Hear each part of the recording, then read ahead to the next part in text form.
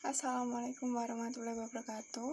Perkenalkan, nama saya Erlinda Rosita, NPM 20130310083. Di sini saya akan mempresentasikan bab mengenai laporan keuangan perusahaan manufaktur. Definisi mengenai laporan keuangan sendiri menurut PSAK nomor 1 2015. 1. Laporan keuangan adalah penyajian terstruktur dari posisi keuangan dan kinerja keuangan suatu entitas. Laporan keuangan sendiri merupakan laporan yang menggambarkan suatu kondisi keuangan serta hasil usaha dari suatu perusahaan pada saat tertentu atau dalam jangka waktu tertentu.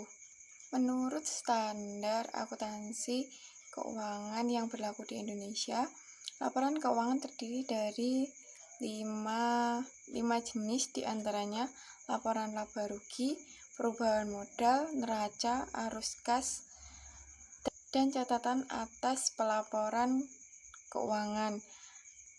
Pada dasarnya, laporan keuangan manufaktur tidak jauh berbeda dengan laporan keuangan perusahaan dagang maupun jasa.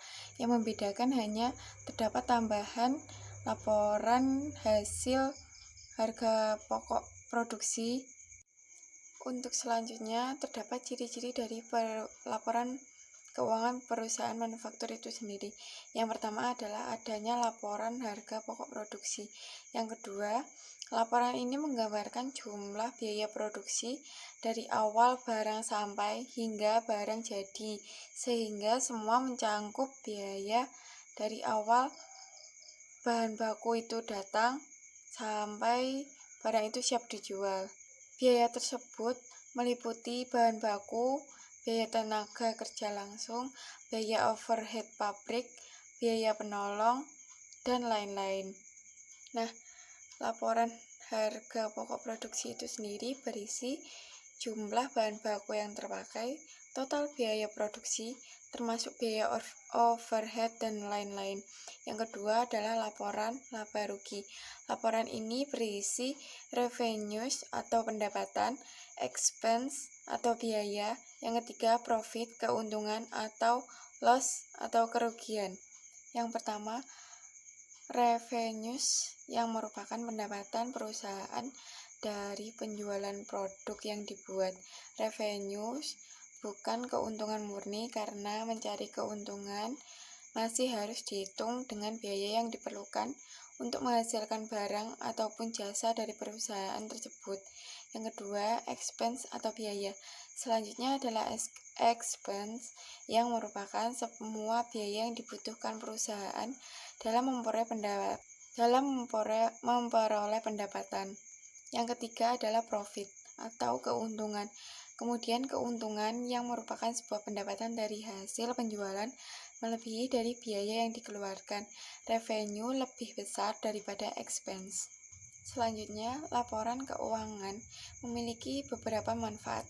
Yang pertama adalah sebagai pedoman laporan keuangan. Laporan ini yang akan merangkum pendapatan yang didapatkan dengan biaya manufaktur yang dikeluarkan. Yang kedua, indikator performa perusahaan. Laporan keuangan juga berfungsi sebagai indikator performa perusahaan tersebut, apalagi jika perusahaan tersebut adalah perusahaan publik yang secara aktif menjual sebagian dari perusahaannya kepada masyarakat umum dalam bentuk saham. Yang ketiga, sebagai data pendamping. Laporan keuangan yang dibuat dapat digunakan sebagai pembanding bagaimana performa perusahaan dalam produksinya. Pendapatan yang didapat apakah ada peningkatan atau penurunan, serta marginnya apakah lebih besar atau lebih kecil. Perusahaan yang memiliki keuangan yang sehat tidak hanya untuk membiayai operasional saja. Memiliki keuangan yang sehat akan memudahkan perusahaan mendapatkan dana pinjaman dan memiliki image yang bagus, terutama untuk perusahaan publik.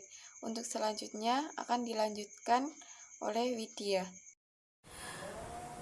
Dengan contoh soal tersebut, ada beberapa laporan yang harus diselesaikan di sebuah laporan keuangan, yaitu yang pertama membuat laporan harga pokok produksi.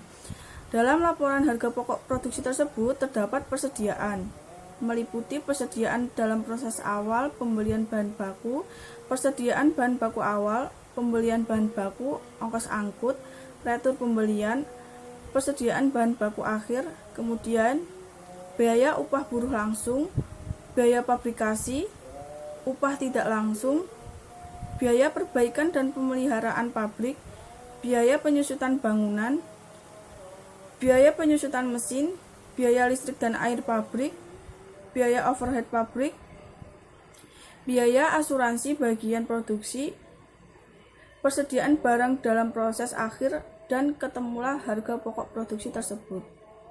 Yang kedua, laporan laba rugi yang meliputi penjualan, retur dan potongan penjualan, persediaan barang jadi awal, harga pokok produksi, persediaan barang jadi akhir, harga pokok penjualan, laba kotor, biaya penjualan, biaya gaji bagian penjualan, biaya komisi, biaya iklan, biaya pengangkutan, biaya lain-lain bagian penjualan, biaya perlengkapan kantor, biaya asuransi bagian administrasi dan umum, biaya listrik, air, dan telepon bagian umum, pendapatan bunga, biaya bunga, laba bersih atau rugi bersih. Yang ketiga, laporan perubahan modal, yaitu laba ditahan awal, laba bersih, dividen, dan laba ditahan akhir. Yang keempat adalah neraca. Dalam neraca sendiri terdapat akun aktiva dan akun pasiva yang meliputi aktiva. Aktiva terbagi menjadi dua, yaitu aktiva lancar dan aktiva tetap. Aktiva lancar berisi kas, surat berharga, piutang dagang, perlengkapan, sewa dibayar di muka, persediaan bahan baku, persediaan barang dalam proses, persediaan barang jadi, dan kemudian aktiva tetap yang berisi tanah, bangunan, akumulasi penyusutan bangunan, peralatan, akumulasi penyusutan peralatan, mesin, dan akumulasi penyusutan mesin, dan total aktiva. Lalu pasiva. Ada kewajiban lancar dan jangka panjang. Kewajiban lancar yaitu utang dagang, utang pajak, utang gaji, utang sewa, dan utang listrik. Dan kewajiban jangka panjang adalah utang bank, utang obligasi, utang hipotek, lalu modal saham, laba ditahan, kemudian total modal dan kewajiban adalah total pasiva.